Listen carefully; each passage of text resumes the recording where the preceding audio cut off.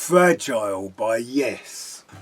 I first heard Yes on an Atlantic Records sampler album I had bought because it had a rare Led Zeppelin track on it. The Yes track was their epic version of Simon and Garfunkel's America from the Simon and Garfunkel album Bookends. It was a song and an album I had not heard at the time.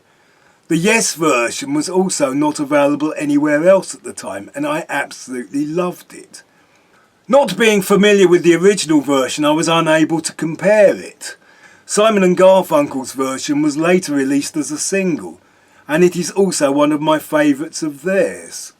The Yes version changed tempo and style over about 8 minutes. It featured their trademark high harmonies and a guitar solo that seemed to have elements of country music played over a slightly funky backing. The remastered CD of Fragile has America as a bonus track. I bought the album Fragile originally because I wanted more of what I had heard, and some of it fitted that requirement perfectly. The big ensemble numbers are some of the best of the Yes repertoire, though my teenage impatience would make me pick up the needle and skip the shorter solo pieces. It starts with possibly their most iconic number, Roundabout. Roundabout has a riff that feels primitive, like it came out of the primordial swamps of early rock and roll, or the elementary rumblings of crude garage rock. It is like a full-on reimagining of the riff from Heard It Through the Grapevine, or the intro to Born to Be Wild. Or it is like a naked AC/DC riff, freed from the cloak of distortion. But Yes mix it up with a light catchy melody, solos and breakdowns, and some Crosby, Stills and Nash-like vocal interludes.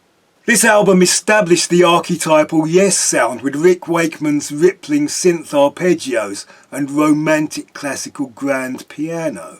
Steve Howe's guitar with its rapid flurries of staccato notes and sparkling harmonics, all underpinned by Chris Squire's complex rattling bass. The other long pieces on the album have almost a surplus of memorable musical and vocal hooks. They do that thing of missing a beat, particularly on the faster passages. This gives credence to the claims of tricky time signatures, and it has the practical effect of driving the piece forward. This means that when the whole thing grinds to a halt and is replaced by something less frantic, you feel a sense of relief. This works particularly well in the final epic track, Heart of the Sunrise. I find the emotional climax where John Anderson sings about how he is lost in the city to be one of the few occasions that Yes go beyond being an entertainment dependent on dazzling musical prowess to being something that actually lifts my spirits. In other places it seems like they were just determined to fit in as many ideas as possible, regardless of how well they went together.